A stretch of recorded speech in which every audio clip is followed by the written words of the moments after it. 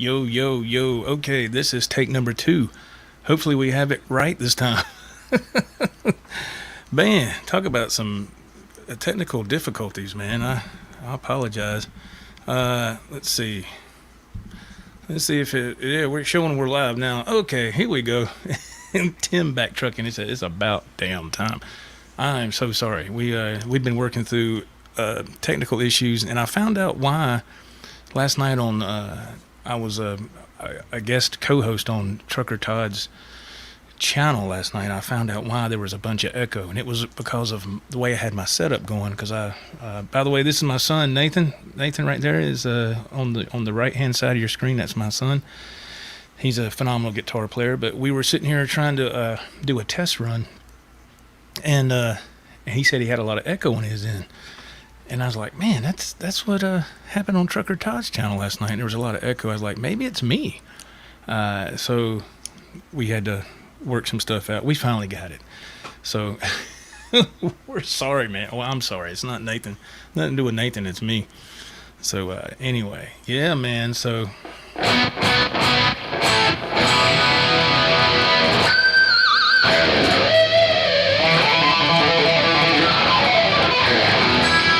So, yeah, we are going to have a good time. We're going to talk about underrated guitar players as well. That Nathan brought up that subject. I thought it was a great subject. And so, yeah. So, Nathan, tell everybody how long you've been playing, man. When did you start playing? And, you know, tell us the story there. I started playing guitar in 2004. Mm-hmm. And... it was a red. I got a red Ibanez. Yeah. And I just fell in love with it.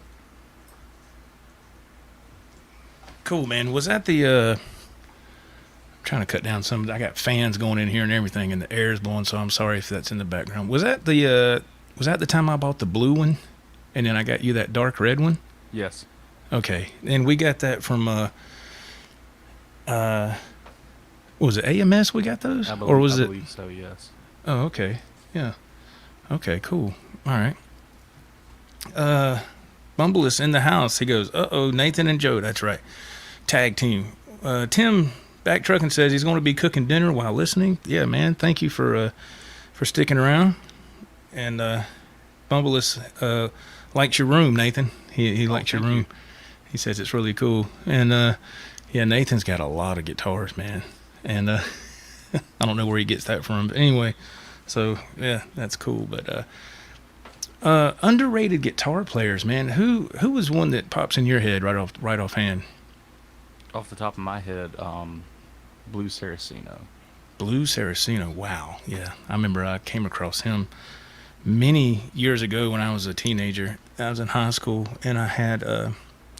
What was his first album? Was it Never Look Back? Yeah, Never Look Back. That was it. And his album, it didn't come out as a major release, I think. I think it was, maybe it was, but I want to say it come out like through a guitar magazine or something. Maybe I'm wrong, but no, I remember when Guitar World put out a compilation of guitar heroes, and Blues was one of the artists on there. Remember that? It had Blue Saraceno, Zach Wilde, Nuno Betancourt. Remember that? What was that called? Guitars That Rule the World, I think. The Practicing Musician. Oh, was that what it was? I believe so. Maybe it was When Guitars Rule the World. But I remember that album. I remember, well, the cassette, I had it, and I used to wear that thing out, man. And it was great. It had a Red Beach on there playing Black Magic, and it had Zach Wilde playing Farm Fiddlin'. Yeah, Farm Fiddlin' with, and I want to say in that song he was jamming with the members of Leonard Skinner. I think so, yes. He was, he was incredible, man. But, yeah, Blue Saraceno, man, I always loved his playing. Especially his vibrato was what really caught the attention of my ears, man, because a good vibrato with a guitar player, any guitar player, means a lot. A lot of people will do, if you're not familiar with vibrato, like when you get done hitting the note, That's with no vibrato. So you got to put some twang on it. And different guitar players, that's like their signature. That's their vocabulary, you know.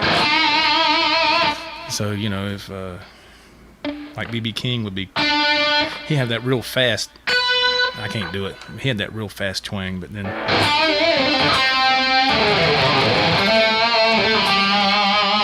vibrato is very important. Very important. Let's see. Bumble says for him, underrated guitar players would be Jakey Lee and Brad Gillis. That's an amazing. That's amazing right there. I didn't think about them. Brad Gillis.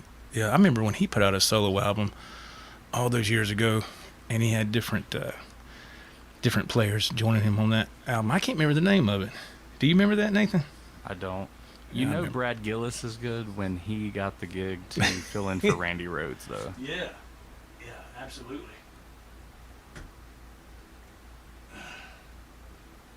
Sorry, I'm having to do double duty here.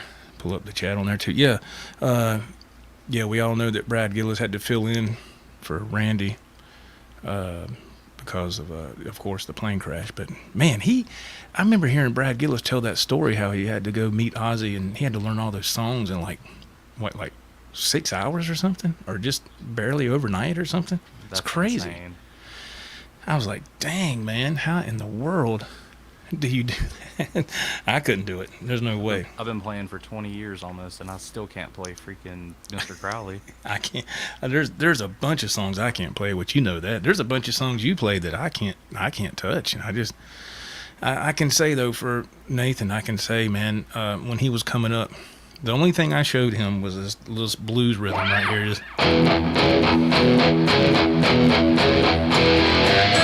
That was the only thing I showed him. And then he took it from there, and he had the discipline to sit down and study tablature and DVDs and VHS tapes and all that. And so the reason he's where he's at today is because of his dedication and discipline and focus. I showed him that one thing, and I remember before you started playing on the normal basis, you weren't interested. You were like, I don't know, man. And I think you came back around like a couple of years later or something. I actually tried to play 3 times. I started. You gave me that old Memphis when I was 10. Right. And then I went to. You gave me that snakeskin guitar when I was, I think, 12. Right. And I played for a summer, but I didn't really take it seriously. Yeah. The what was that? The GTX snakeskin. Yeah, Applause GTX 23 is what the model name was called. Hey, Mr. Randall's checking in on Facebook, man. I had to walk up to the computer. Thank you, man, for being in here. You still have that guitar? I wish. You sold it? Yeah. Oh, okay. And, that's right, because remember, I found another one, and I bought it last year. Remember? Yeah, I sent you the link. Yes, you did. That's right. And it had all the original stuff. Now, the tremolo that comes with it, it's not that great, but I mean, it does okay for what it is. But you have to remember that guitar is like what, Jesus, man, almost 30 years old or something, and if not, right at it. But yeah, I got it just for a sentimental thing. But it looked good. It always reminded me of Warren DeMartini's, definitely, that Charvel or whatever. I always thought that was cool. But, yeah, they make those. I'm just not big on the guitars with 1 pickups. Oh, okay. Yeah. Like the one you're holding? Yeah. yeah. This is a new addition to the collection. This is the EVH white and black stripe, of course, and it's one that I've always wanted this color scheme, and always really liked it, man. And I just got lucky and came across it on Reverb a couple of weeks ago, and it was out of a music store. I don't know if they were selling it on consignment for somebody or what, but so I got it, and the stock tremolo, which was of course an EVH trim system, I don't know, it just felt weird. I don't know, I can't explain it. And the springs were like high tension springs that were on here, and I was like, man, what in the world? So I went ahead and took those springs out and upgraded to a Godo Floyd, and it makes all the difference in the world. But it feels great. I mean, these EVH stripe models feel really good. Bumbler says Nathan still has an SRV. I was thinking he had one. Yeah, he does. He does have an SRV. How long have you had that now? What, 2 or 3 years? Something like that? Yeah, a couple years. Yeah, I remember I had one originally years ago, and then I gave it to Nathan, and then I traded. We traded back and forth, and I had it again, and then I sold it. Those things go now for what, like over $2,000? I believe so, yeah. They're high, man. They're expensive. But I thought the guitar was cool, but I just couldn't get past those pickups, man. Those Texas Specials pickups, they just didn't have enough kick for me, you know. Let's see who's chiming in here. Hey Ed, what's going on, man? How are you doing? Thank you for chiming in.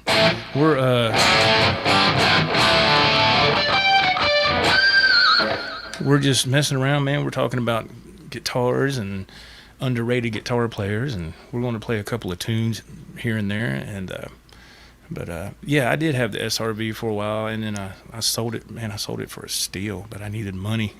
That was sad. Have you ever sold any guitars, son? Yeah, I sold that.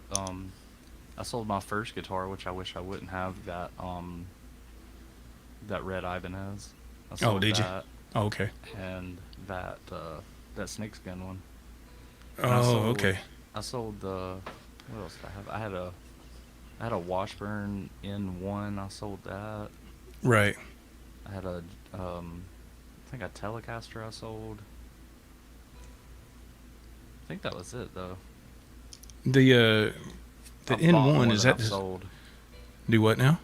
I said I've bought more than I've sold. Oh, of course. That's what you do. But is it the same when you sold your Nuno, that Washburn? Is it the same one that we got at Christmas? Yeah, I got those. Because you got it all dressed up, like refretted, and you had all kind of upgrades done to it. But the Floyd stayed the same, right? Well, it didn't have a Floyd. It's got that Fender stock kind of deal. Yeah. Yeah. And I put the JB pickups in it, and I just didn't like them. They were like, I think they were like jazz pickups or something. I got a set of those. Remember, I can't remember what guitar I took them. Oh, it was in a Wolfgang Special. I bought a blue. I bought 2 of the blue ones. I gave you one that's all original, and then the other blue one that had the JB and the bridge and the jazz in the neck or something. And man, it was. I did not like those pickups at all. It's weak. They're not made to rock out, man. If you play with a clean tone, they're fantastic. But yeah, I don't. Right. Ed, he's in the YouTube chat now. Hey man, thank you, appreciate that. He says, "Hey Joe, good to see you live." Thank you very much, man. Thank you. Bumbler says, "How much did you get for your SRV, Joe?" Oh man, that was years and years ago. I sold it on Craigslist, and I sold it for $750. And yeah, it was just hard times right at that moment that I needed money, and it was just I needed tires for my truck. I needed a battery. I needed just all kind of things popped up, and I didn't have enough. I just didn't have enough cash to take care of everything, so I had to sell it. But it's okay, man. The guy got a steal, but like Nathan said, he's got one now, and I went over there and played it, and it's a great guitar. It just doesn't. I just couldn't ever bond with it. I just couldn't bond with it. I just like that Telly I traded in on that Ibanez I did a couple of years ago. Remember that 50s road worn Telly I had, son? Yeah. And it was a great guitar, but it just didn't. I just couldn't bond with it either. It's just I gotta have something with some good pickups in it, man. Something that's got some distortion and some kick. I can't stand those laid back, weak ass pickups. I was kind of like that with that Epiphone Zach Wild that we traded. Yeah. I just couldn't. I don't know if it was just too bulky for me, but it's. Yeah. I just barely played it. Yeah, I didn't play it much. I did when we traded back, and I did for a while. But the problem with the Epiphone Zach Wild was up here at the high registers, where the neck connects to the body is like a big cinder block right there, and it would always get in my way. And I was like, damn, that thing's that's just how do people deal with that? Yeah, I just me personally, I don't like Gibsons. That's why I have the actually got the one painted back there. It's a LTD EC1000. I just put some decals on it because I love the Zakk Wylde look. But The bullseye. Those Yeah. guitars are to me, I don't like them. Yeah, if you look over Nathan's to the right side of his screen, you can see that it looks like a Zakk Wylde bullseye. And like he said, that's actually an LTD model, and he bought the decals and took it somewhere and had them put on. And I remember he sent me pictures of it, and the first thing I said, did you get a Gibson Zakk Wylde model? And it looked really good. Yeah. And if for whatever reason I don't like it, it's not like I lost. I'd lose $30 and I just take the stickers off. It's not a big deal. Yeah, but it looks really cool. I've seen it in person. Awesome. It looks really good. Whoever did it, man, they did a hell of a job. They did a excellent job. So let's see, who else is an underrated guitar? Well, I was going to say Prince. I don't know if I already said that. Prince to me was underrated as a guitar player. He was hailed as a master musician because he could play everything, but I never heard him hailed as much as a guitar player for whatever reason. Maybe because he was more of a performer or something. I don't know, but I always loved his guitar playing when he had it in his music. There was a time in the 90s where he was doing all this different kind of type of stuff. I didn't like what he was doing, but he finally come back around. I always loved his music. Plus the best Super Bowl performance ever, Nathan? Prince at 2007, right? And that was the best Super Bowl halftime show I've ever seen in my life, and I've not seen anything come close to that since, as far as performance. Do what now? Nobody even performs live anymore at the Super Bowl. They want you to lip sync everything. And it's crazy, man. It's I don't understand why people would do that. Tell Prince to lip sync something. Oh man, he'd have laughed at you. Yeah, he'd probably slap somebody. But yeah, I never understood the whole. I mean, playing live is really fun. I don't know. To me, that's a rush you can't get nowhere else. But right. I don't know. Let's see. If you don't know how good Prince is, just watch him play. Yeah. Cream acoustic. Oh yeah, the acoustic version. That is incredible. Yeah, I actually, when you told me that, wasn't that long ago, I looked it up because I'd never seen it. And he was doing like the solo gig by himself, just an unplugged kind of thing. And he played that, and I said, "Whoa, my God!" So my favorite thing was, and he was messing with the crowd because when they would sing, they were a little off. He's like, yeah, he made him do it again. He made him do it like 3 times, I think. Mm-hmm. He's like, we got to do better than that. I said, oh boy. And to the untrained ear, they're like, what is he doing? He could tell something was off. Yeah, because he knew his stuff, man. He always knew his stuff. But you got another one that's underrated in your opinion?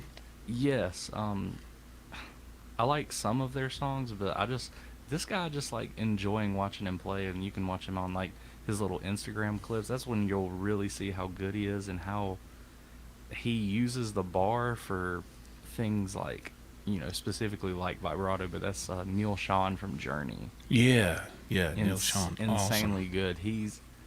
People don't realize how good he is. He doesn't really show out a lot in Journey songs. Yeah. But yeah, he's amazing, man. Watch him, please. He's lightning fast. Yeah, he's incredible. I mean, when you can join Santana when you're, 15, 16, whatever he was. Seriously. I mean, God almighty. I mean, that's saying something, man. I mean, you're just a young teenager and you join a major group. Holy crap. But go back to Blue Saraceno. That's just like him playing with Cream when he was 16, 17 years old. That's right, he did. Yeah, I forgot. He performed with them a time or two, right? It's insane. That is crazy. Let me look at the chat here. It says Bumble. It says looks like Nathan has a Petrucci model. You do, yes. Right? This isn't the Ernie Ball Music Man. This is the Sterling. Still nice though. It plays fantastic. It's got his signature pickups in it. It does. It's phenomenal.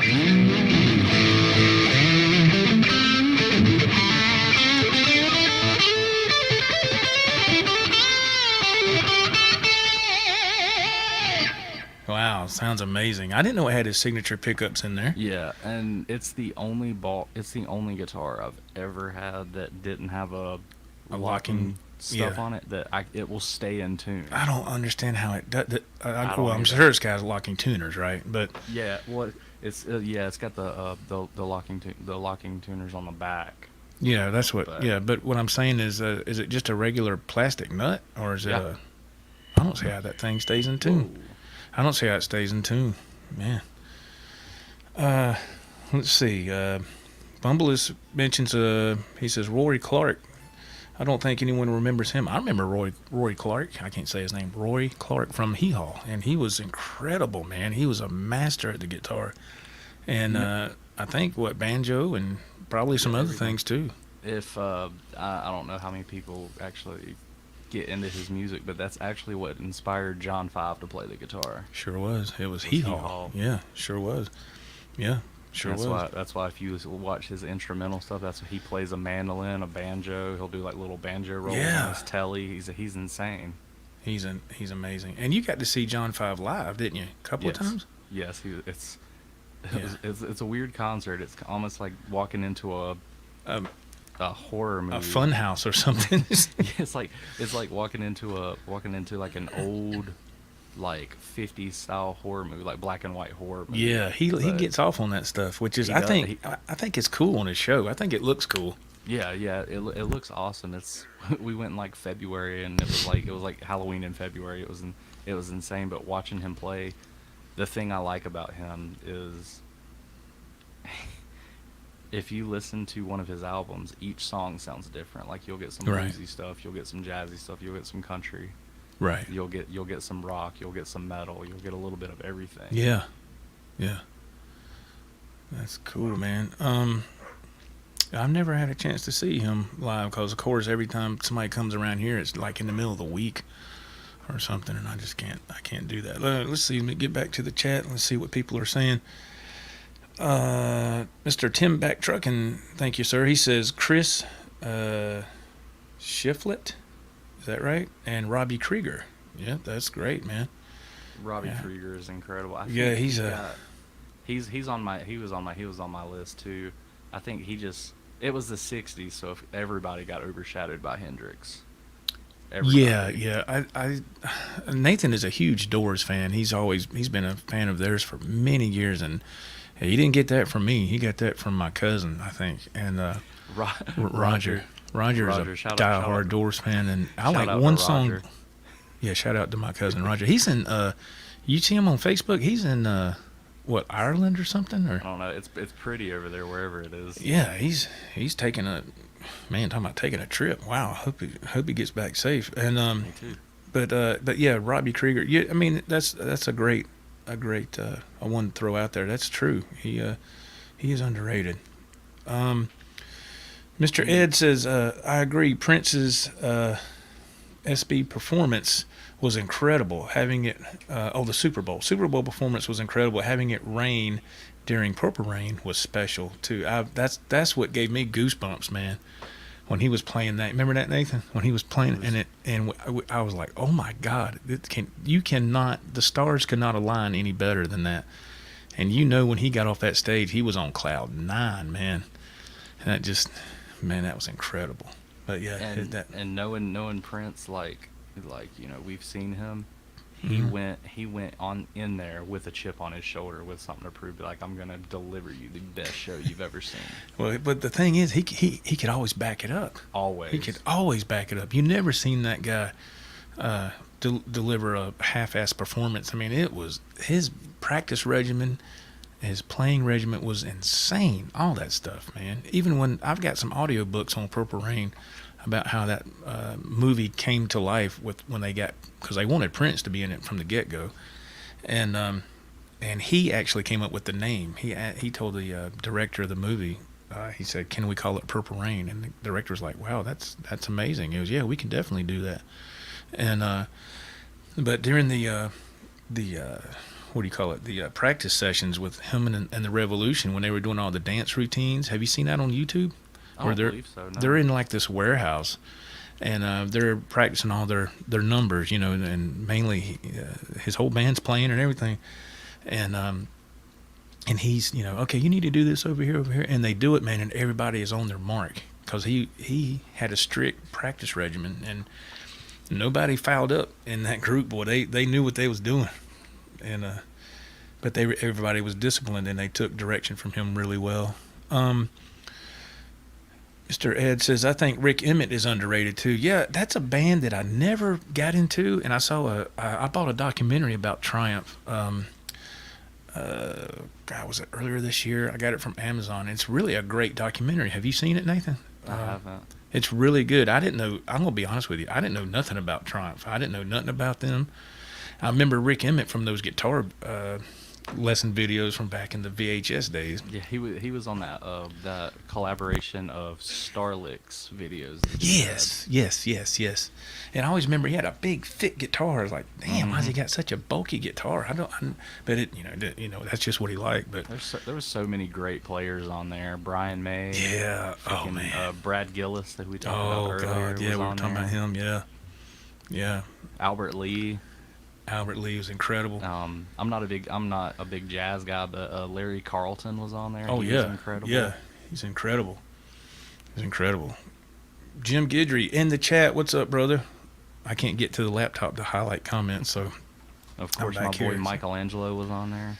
Michelangelo was on the Starlix thing. Yeah. We're going to give you the keys to the Lamborghini. You saw him live up in Asheville, didn't you? I saw him. And you took a lesson from him too. I took a lesson from him, yeah. From Michelangelo Battio or whatever. Nobody else showed up.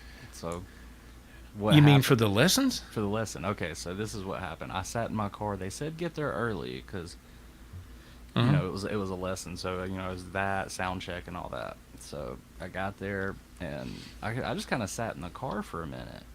Mm-hmm. I was waiting to see if anybody else pulled up, if there was people waiting out there with guitars. I didn't see nobody. Oh. And I saw somebody who I thought was Michelangelo coming out of I'm pretty sure that was because he was, black hair, black, all that, covered in tattoos and stuff. Mm-hmm. I was like, I don't know. So I walked in. I said, yeah. I'm here for the master class with Michelangelo. He's like, well, you'll be doing it one-on-one. Nobody else signed up for it. That's crazy. That's. How long was the lesson? 30 minutes or? It was an hour. Oh, damn. There's nothing like getting on the stage with Michelangelo and him saying, "Okay, go ahead and warm up, and I'm gonna go wash my hands, and I'll be right back." I'll be right back, and you're like, "What?" That's incredible. I was like, do I even warm up? What do I do? Yeah, I'm not worthy. That's what I would be saying. Yes, sir. Can you just show me how to hold the pick? I'll be just fine with that because I can't play that. He was very nice. He was very complimentary on my playing. Yeah. For his first question, seeing how young I was how do you know about me? Uh-oh. And I told him that story about the Starlix videos. Told him, say your dad had to start. I said, I saw you do the little overhand, underhand thing. I thought it was the coolest thing in the world. Yeah. Yeah, a lot of people saw that off that video, I'm sure. Yeah, that's awesome, man. That's awesome. Rick Emmett, yeah, he is underrated. Yeah, he's I wonder what he's doing now because Triumph ain't doing nothing. But if you haven't seen that documentary on Amazon about Triumph, man, I highly suggest you just check it out. It's the story is great. I love a good documentary with a good band. Let's see here. Mr. Tim back trucking says pork chops on the George Foreman in the grill, smelling yummy. Oh, that sounds great, man. I love some good pork chops. The perfect thing to have on a truck to cook, and George Foreman, and if you can, a air fryer. But air fryers pull a lot of wattage too, so I don't know if that would work. And it might trip the stuff on the inverter. I don't know. But let's see. Mr. Ed says John Five's rock medleys are great. You ain't kidding, Nathan. Insane. Again, you seen it? Yeah, it was well, I did not see him going to Motley Crue though. Did you see that coming? No, so I didn't see that coming at all. And John Five is also on my underrated list because he's getting a lot of hate right now because of the clash that's going on between Mick Mars and the rest of the band. And John Five could not be. I mean, I don't know the guy personally. I don't. Right. But he is one of these. He just seems like one of the nicest, sweetest, most down to earth people I've ever seen in my life. Right. I'm sure he is. He comes across that way on videos and stuff. Comes across really nice. Let's see. Bumbler says Danny Gatton, another unknown. Danny Gatton, didn't he? I know he's a big time finger picker, like a Telecaster kind of player, right? Didn't he? Didn't he show Joe Bonamassa a lot of stuff too? I think Joe Bonamassa took lessons from him. I think. Joe Bonamassa, another underrated player, by the way, which Nathan and I saw him live. How long ago was that, Nathan? About That was five, quite a few. That was five, quite a few years ago. 5 to 7 years ago. It was a long time ago. The coolest thing about that show was how Joe Bonamassa opened up for himself. He played like a 45 set acoustic set. Acoustic, yeah, and then played they an acoustic set, and then he played with his band for another like 2 come hours. back for another couple hours and played electric set, and I was like, damn, we're getting our money's worth here, boy. I'm telling you, man. That was awesome. I don't think artists like that really hit well here in the Greenville area because you know when we went, they had a lot of stuff blacked off with the curtains on the seats. You know, there was a lot of seats that weren't sold, but it was still a decent crowd, but it wasn't as big as you might think. Our area is more of like a country place. Yeah, go figure. Yeah, seriously. Oh. I've went to one country show in my life, and it was freaking Sugarland opened up for Keith Urban. I was like, what in the hell is this? Yeah. You remember when you and I went to see David Lee Roth open up for Bad Company? That was awesome. I got those tickets from where I used to work from that asshole salesman that threw me under the bus. Yeah. But the experience was nice going to the VIP parking, and I took Nathan, and we had what was those things, like the company box or whatever? Yeah, and, like the sky boxes. Yeah, we got in there, and Nathan and I walk in with T-shirt and jeans on, and everybody else in there has all these fancy Armani suits, and the women are wearing these fancy dresses with jewelry, and we're like, I looked at Nathan, I said, welcome to the white-collar world here, son. I said, but we're blue-collar guys. And everybody looked at us like, what are they doing here? And but we just went to see Dave Lee Roth because we never got to see Dave when he was with Van Halen. And I was like, he's opening up for a Bad Company. There's something wrong here. And but he put on a decent show, but it was just kind of sad because he just had a Van Halen cover band, which were awesome. And I can't remember, but what was who was playing guitar? Dude, I couldn't tell you. I don't remember. Reason I don't want to say it was Satchel. I don't think it was him. It was somebody else. Yeah, the reason I ask is because. Do you remember that one album David Lee Roth had that had Lose the Dress, Keep the Shoes? Oh, yeah. And it had Slam Dunk on it. Do you know who played guitar on that album? I don't remember. It was John 5. It was? It was John He played 5. on that? That was the album he played on? Yep. Damn. I do not remember that. I didn't know that. Wow. It was John 5, yep. Well, that was badass. I didn't know that. Was he credited on the album? Yeah. It was probably his real name though, not John. Probably. So you can Google it and see pictures of him. He's like freaking. This is when Dave was in a weird phase here. What is John Five's actual name? I forget. I'm not 100% sure, to be honest with you. I used to know it and I forget. Anyway, yeah, that was fun seeing Dave open up for something Lowry maybe. John Lowry, yeah, there you go. Yeah, I think you're right. Let's see. Tim Back Trucking says Chris was in the Foo Fighters. Oh, okay. Yeah, Foo Fighters are awesome, man. I like the Foo Fighters. I was watching a bunch of clips the other day of different bands playing on the Howard Stern show. Yeah. And I don't know if you've ever seen ZZ Top was playing LaGrange on there. Played it live for like 7 minutes. It was just wow, it's freaking incredible. That's awesome, man. But one of the things I saw on there was Dave Grohl playing acoustic by himself. He was playing that song "My Hero." Oh wow! I bet that was awesome. It was amazing. I never saw that coming when Nirvana was over and he come with the Foo Fighters. I did not see that. I didn't know. I was like, wow, I didn't know he could do all that. Yeah, if he would have been singing and playing guitar, I might have liked Nirvana. Yeah, me too. I hate to say that, but man, okay. Mr. Tim Backtrucking says Chris was in the Foo Fighters. Listen to him and you will agree. Oh, I'm sure. Again, there's Mr. Jim Guidry. Says, hey, Joe, Nathan, and everyone. Jim checking in from Shreveport, Louisiana. They just got their power back on. They had a horrible storm last weekend, a tornado and stuff coming through there and did a lot of damage. And they were out of power for like 6 days or so. So I'm glad he's getting back to normal, man. Bumbless says, I remember Arlen Roth looked like a ghost on guitar instruction videos. Yeah. I remember that. Yeah, I barely remember that, but I do, yeah. Tim says about Sugarland, he says, Sugarland's the bomb. It's a small town near Houston, Texas. Laugh out loud. Okay. Cool, man. Here we go, Nathan.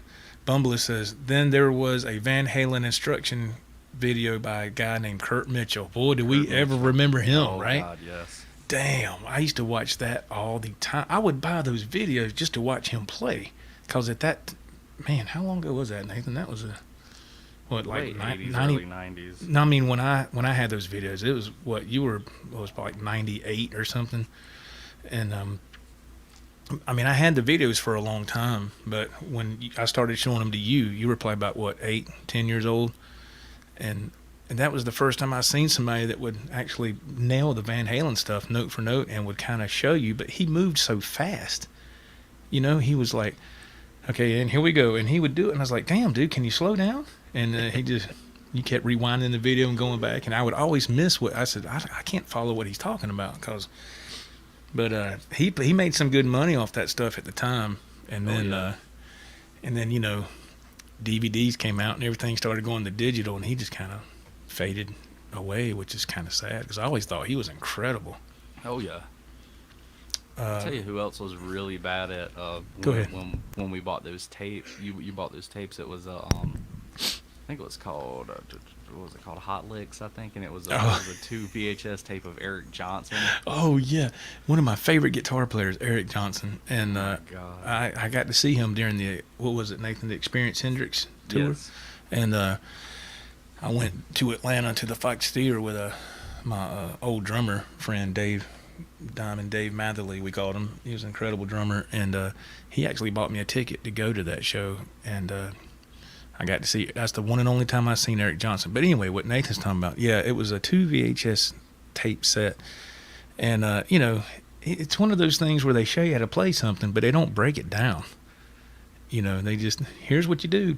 Okay, lick number 2. Like, wait a minute, man, can you go through it slow? You know, so I just bought the tapes just to watch him play, because it was just cool to see him not playing with a band, just playing by himself, and that's why I always enjoyed those tapes. And I was like, wow, I'll never be on that level, but whatever. Let's see. Where are we at? Mr. Ed says Brian Young played for David Lee Roth Band from 2000 to 2004, I think, he says.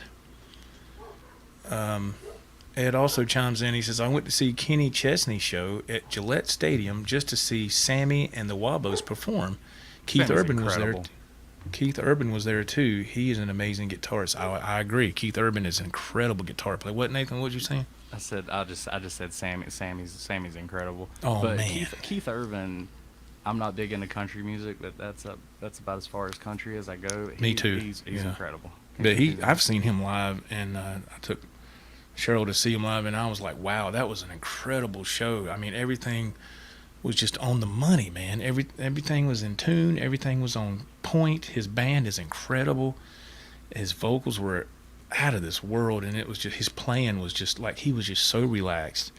And I enjoy Keith Urban's his music, but his playing, I enjoy his playing. I like his first couple albums. Like I'm a big fan of his, but also saying that, I haven't really cared about anything he's released in the past 10 years. Right. But those first I don't know, 4 or 5 albums he did, I loved them. Yeah, those first couple albums were killer. I love those albums. Michael Smith, what is going on, my friend? Michael Smith, he says, hello there, Joe and all. How you doing, brother? I hope you're doing well. Thank you, man, for hopping in. I really appreciate that. Bumble says, Yngwie Malmsteen instructional video was the worst for not being able to follow. He's bad, boy.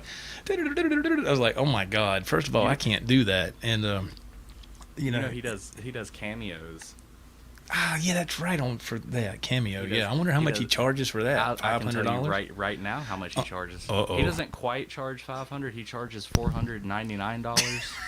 But it's literally, you pay $500 to see him run scales and say, "Happy birthday, Yeah, something you can see on YouTube for free and just screen record it and say, "Hey, he sent this to me." Shit, $500. Come on, Ingve, man. I heard that if you wanted his autograph, he would charge you for that too. I'm sure he would. I mean, I don't know. I mean, we all know he always had a pretty big ego back in the day. Cause I mean, come on, man. He still thinks this is 1983, man.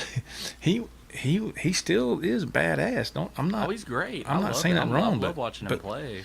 But if you go through the business, I would imagine with kind of a big head, that's going to come back and get you in the end. Always does. Michael Smith said $800.99 plus tax for the Ingve. Yeah, there you go. That's right. Let's see. Mr. Ed, he chimes in. He says, and then Keith Urban gets to go home to Nicole Kidman. Yeah, that's wow. Yeah, she's a beautiful woman. Beautiful woman. Absolutely. All right, so I think it's time for a song. Nathan, what would you like to play, man? I'll go ahead and present you onto the screen, and you can play a song for the folks here. Get a little entertainment going. Well, seeing as how we talked about your snake skin, I guess we'll do some rap. Some rap. Okay, I'm going to walk up to the computer and present Nathan so you can see him full screen, and you can see his cool guitars and his lights, and he's put a lot of money into that room. So here we go.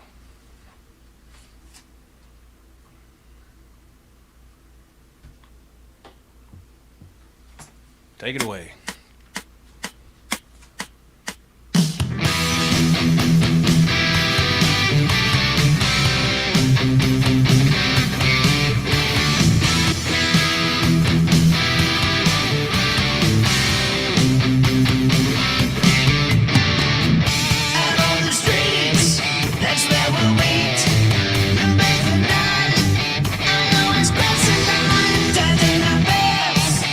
Pizza sales.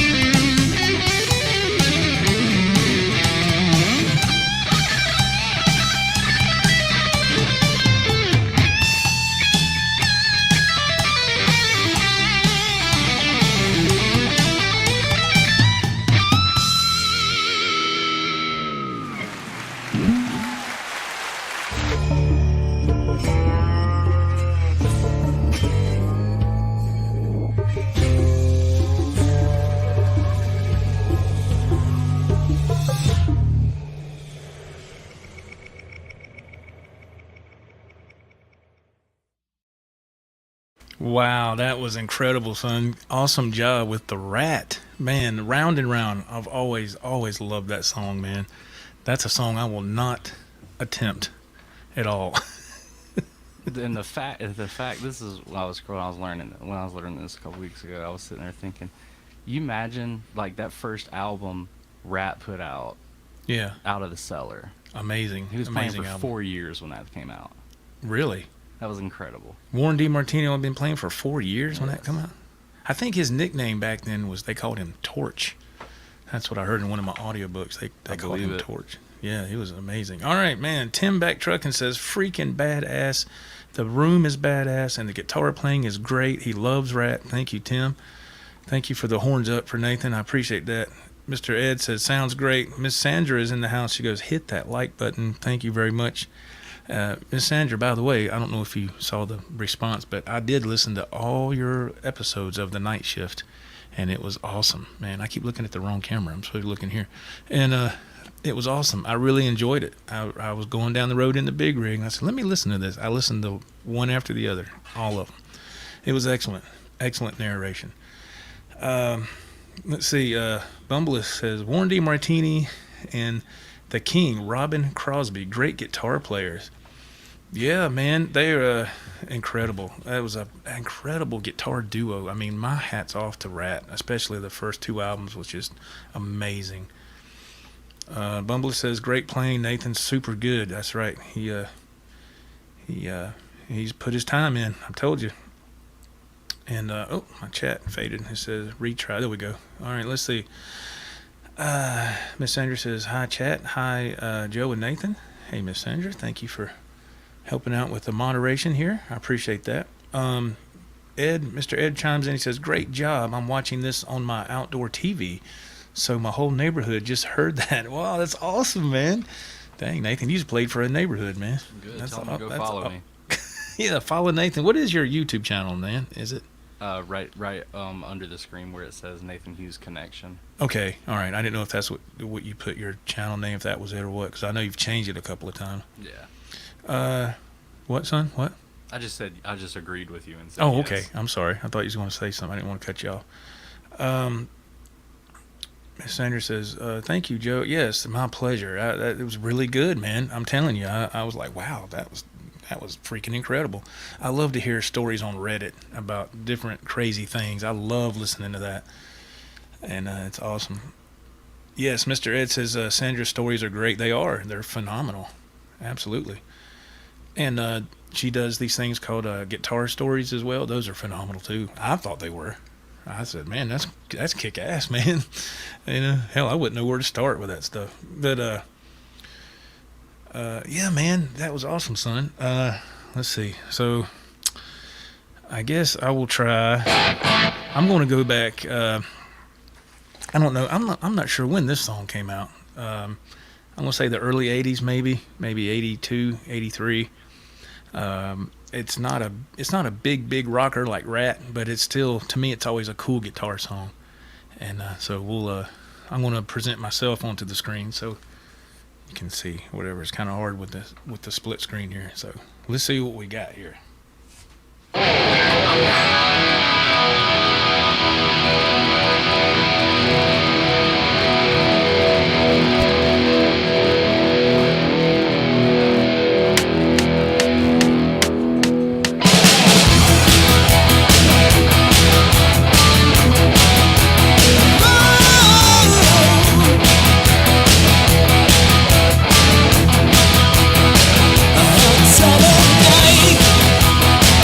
Feel like an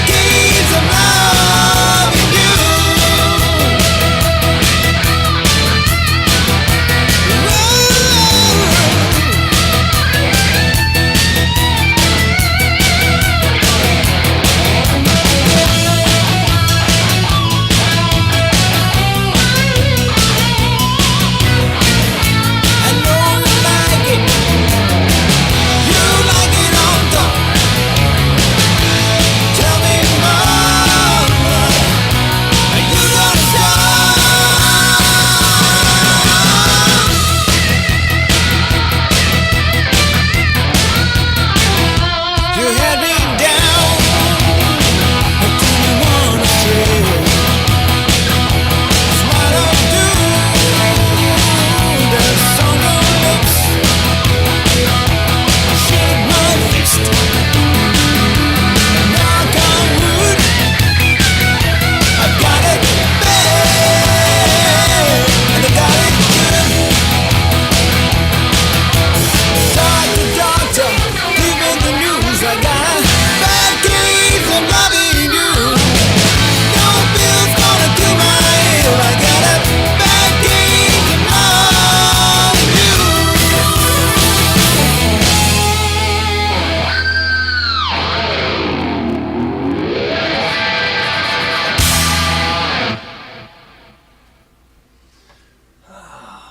Man.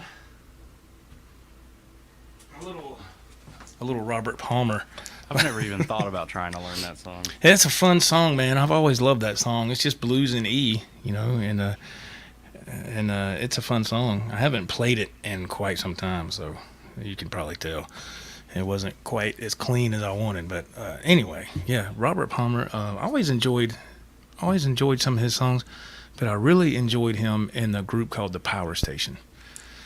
And their first album is incredible. I love that first album. I had two members of Duran Duran in that group. Andy Taylor on guitar. That was my big reasoning for loving that album and that band with Andy Taylor. I always loved his guitar playing. He had a solo career for a short while.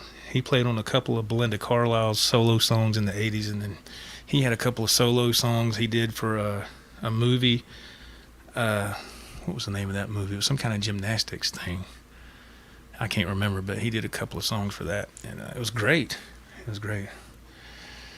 Let's see, man. Bumbless says, Joe, screaming harmonics and blues feels. Thank you, man. Thanks. Appreciate that. Mr. Tim Back Truckin', he says, looks like a case of the student whooping the teacher's butt. Yeah, Nathan, it can put me to shame any day of the week. He's got more time. You know, he's a lot more focused than I am. But yeah, thanks, man. Yeah, thank you very much. Yeah, Miss Sandra, Nathan's channel name is right there on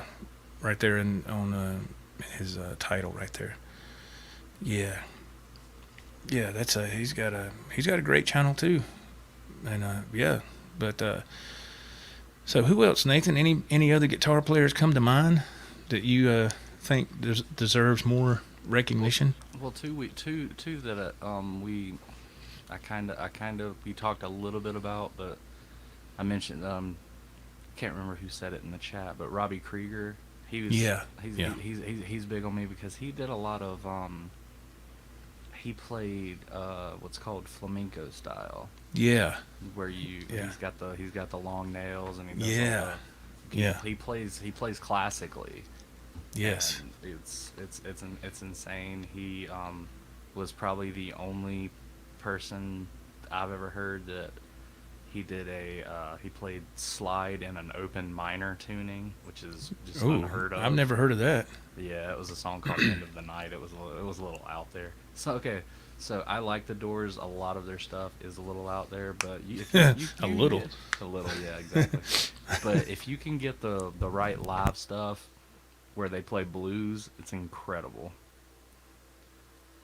Yeah, I've actually never listened to other live stuff. Thank you, Ed. I appreciate that, sir. Thank you for the kind words, man. Go ahead. And another one was we touched on earlier was John 5. Those were those were two of mine.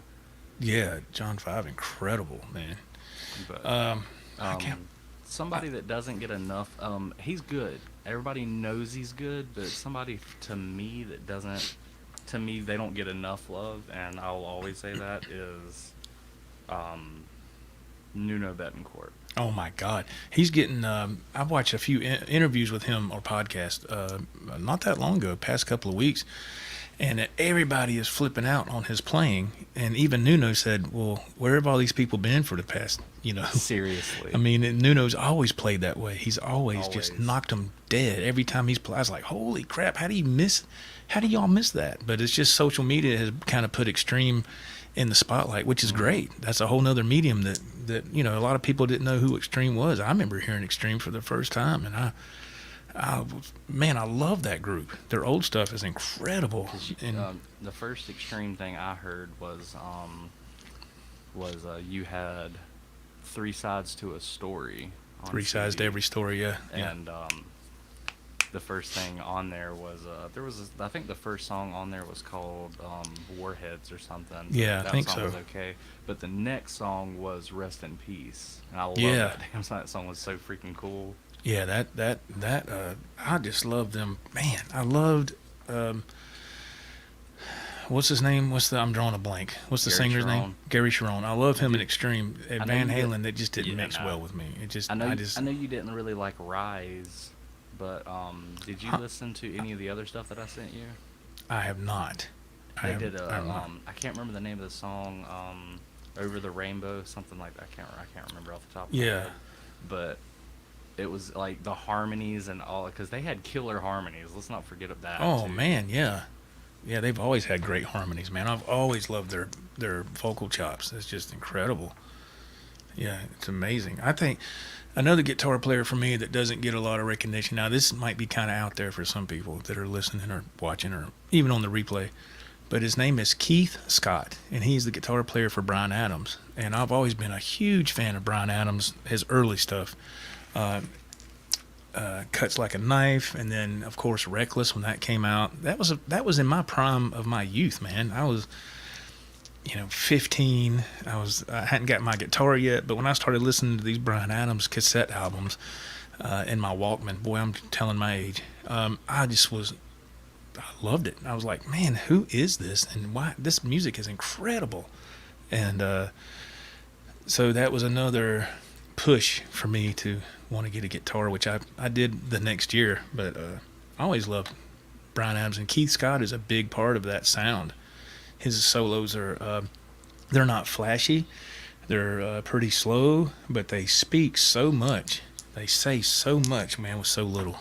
You don't have to be flashy to be a good guitar player. No. Look at B.B. King, man. B.B. King was just one of my favorites is because we touched on Prince earlier, and he's a big fan of Prince. Was Lenny Kravitz. absolutely. I've always respected Lenny Kravitz as a musician. Yeah. He's insane. He's a great songwriter. Yeah, it's absolutely. Yeah, awesome. Man. Let's see, who else do I like? It's you don't hear a lot about. Here's one that you kind of do, but you don't. He's done so much session work early in his career, and that's Steve Lukather. Steve Lukather is one of my favorite guitar players of all time. He doesn't get enough love either. It was kind of shocking to see him do a interview not long ago, and his hair is all white. Mm-hmm. But I get it. He's he's been coloring his hair for a long time, and I get it. I get it. I just it's just I just enjoy his playing, and there's a lot of songs, man, that he played on that we don't know because he had to sign some non-disclosure agreements on a lot of stuff. So there's a lot of songs out there that he's on that we don't really know about, and he can't. I think even today he really can't say, which I find odd. I find that odd. Miss Sanders said there's a few Nathan Hughes guitar player channels. So the one that we want is Nathan Hughes Connection. Is that right, Nate? Yes. That's the name of your channel? He's Yes. going to double check, I think. Because I like I said, I've seen you change it a few times. I'm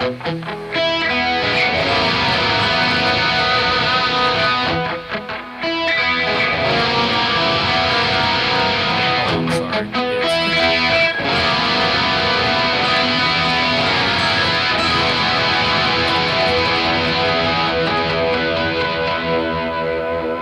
Do what? I'm sorry, what? It's _connection NZH. Oh, okay. I didn't think. Okay. So it's _connection and then NZH, which are his NZH, initials. yes. Okay. Hopefully we get that straightened out. So you have another song lined up? Do you want to do another one, or? Yeah, sure, I'll do another one. This one isn't really 80s. It's actually by a grunge band. Not a Oh. big grunge band guy, but I love this one band. That's fine. That's fine. Yeah, go for it, man. I'll present you onto the screen here.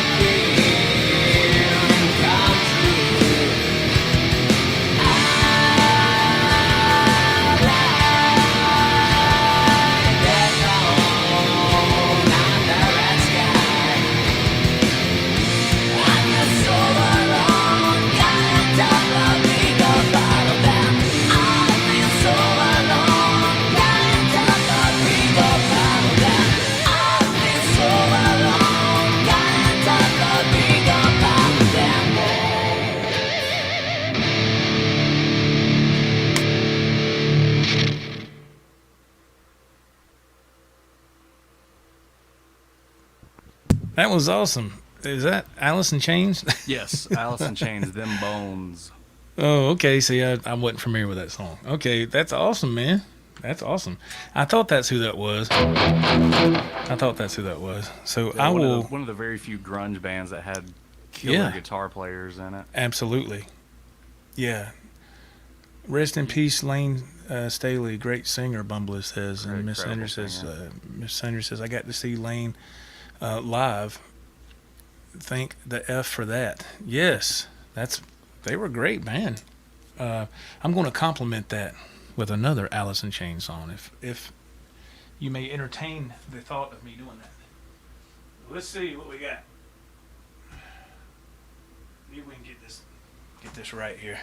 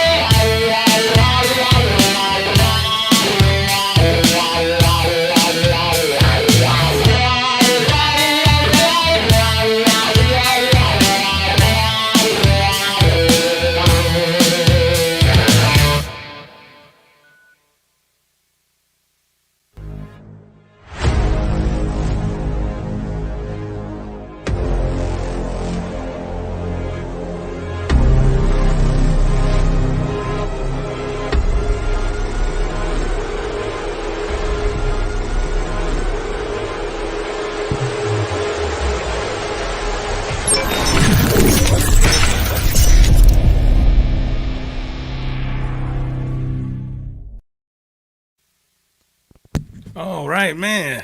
Whoo, Lord have mercy. A lot of fun. Man, I noticed you changed guitars on that Alice in Chains song. I didn't catch it till drop D, man. Oh, okay. Yeah, I was about to say I didn't catch it until after you started playing. Wow, that's awesome.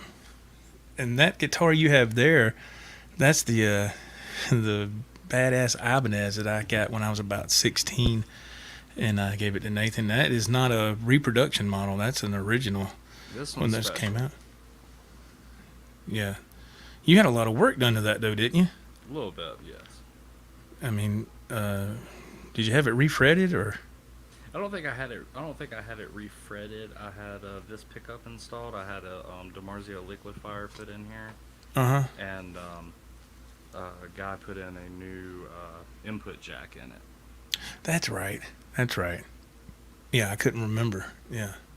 I knew it'd been a while since you told me, but yeah. That's awesome. Yeah, man, that is a great guitar. It was my main guitar for a long time, and then I decided to go ahead and put it in a case and just kind of retire it. And then when Nathan got a little older, I gave it to him. Yeah. You know, Yeah. I have a box that I put a lot of special things in, Right. and one of the things in that box was the strap that came with this guitar, and it had Oh. like buckles all over it. It was Yeah, wore yeah. out. You still have that strap. Wow. I have the strap. It's beat up in a box. I had to finally retire that strap. It was horrible. Yeah. I used that strap for a long time too. It come with the guitar, believe it or not. It was very Steve Vai-ish. Yeah, when I traded your Uncle Ralph for that guitar, the strap come with it, and I just kept it on there. That's what I thought too. I said that looks like something Steve Vai would use, back then. But yeah, absolutely. So yeah, man, you got another song or no? Yeah. So we both just touched on Jerry Cantrell, so I thought I would do this. Jerry Cantrell, I thought this was the coolest thing. Jerry Cantrell and Zach Wilde were actually at Dimebag's funeral. Right. Taking, when Dimebag got shot, they were, Right. taking shots of whiskey. But Oh, somebody man. else that we lost a couple years ago was also at that funeral, and he put a very special guitar in Dimebag's coffin. I'm going to do a song by Van Halen. Oh, good. Okay. Go for it.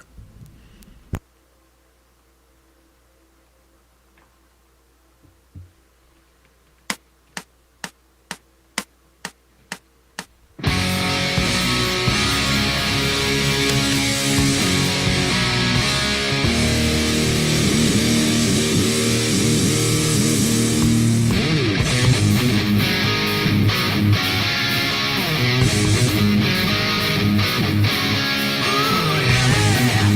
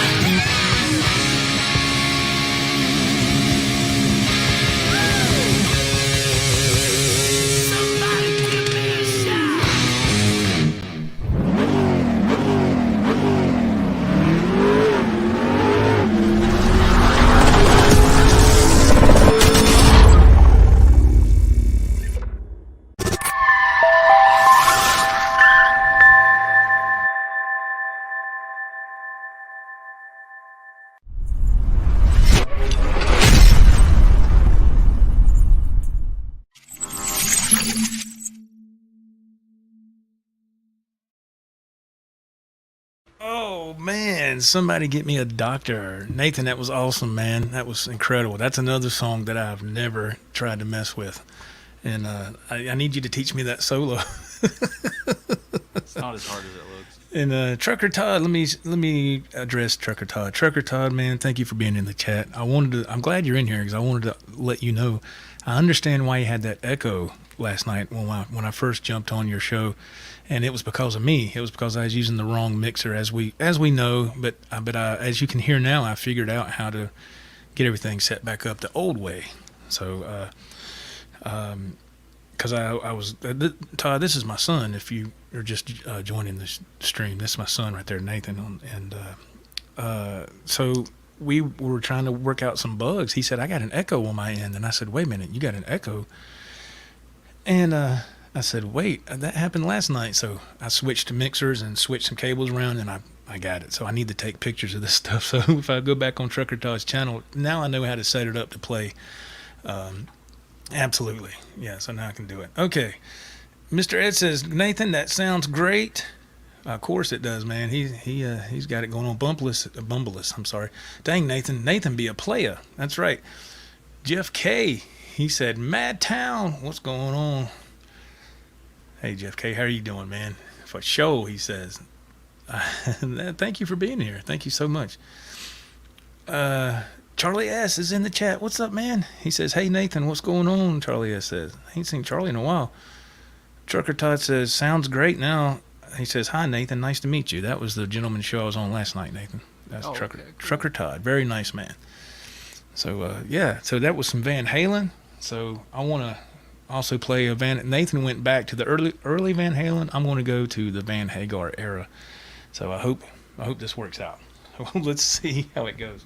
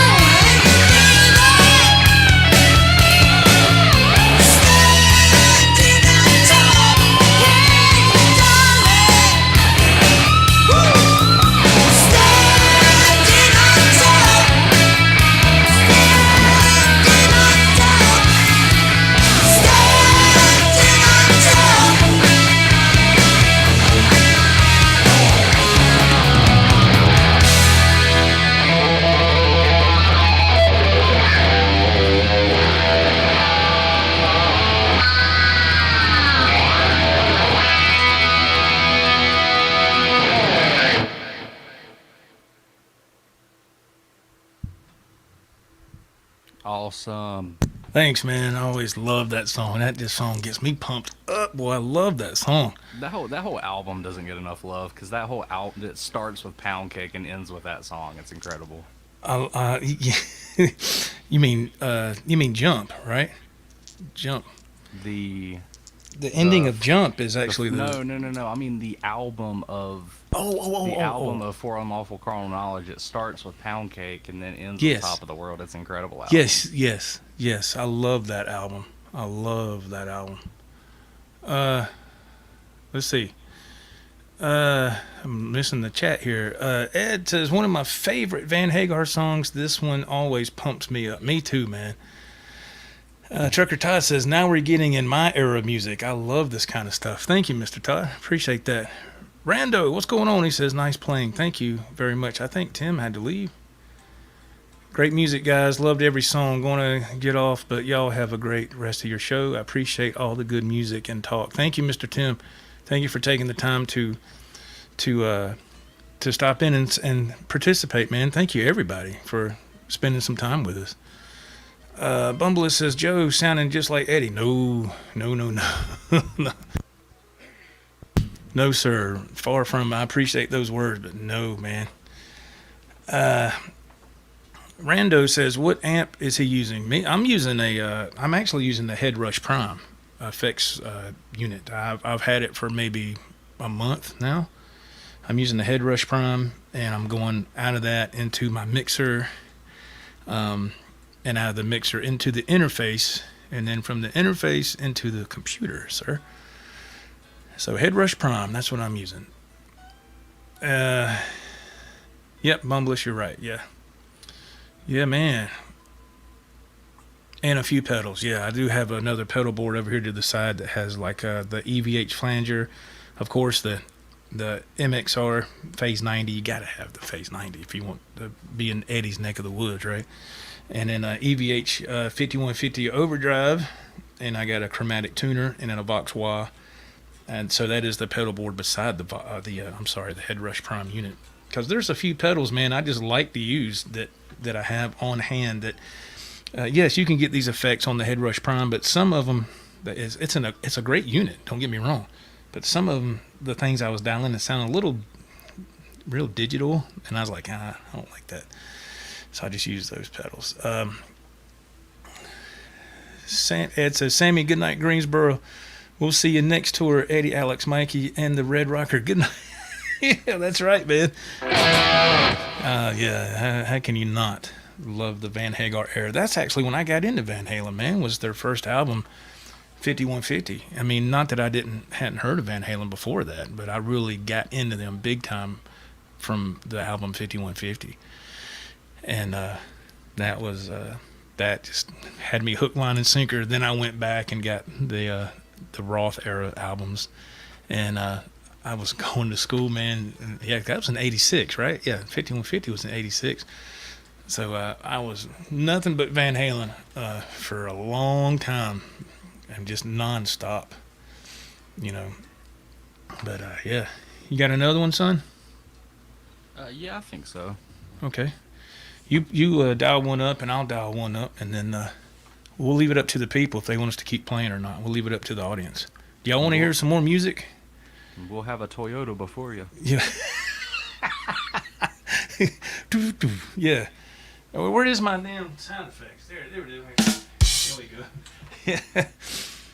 Give me some thumbs up or horns in the chat if you want some more music. I think we're just getting started. If you like some horns, you're gonna love this one. Okay, let me present you my friend, and you can go and do your thing.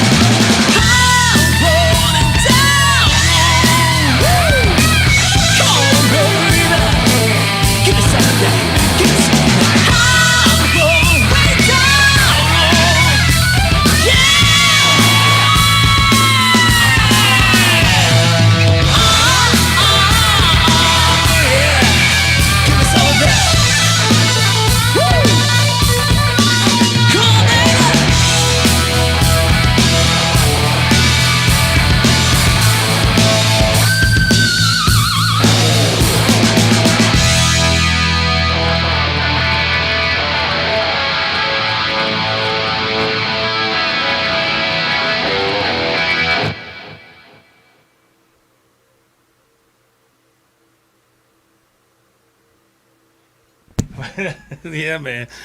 Whew, Lord have mercy. Yeah, thank you, buddy. Appreciate it.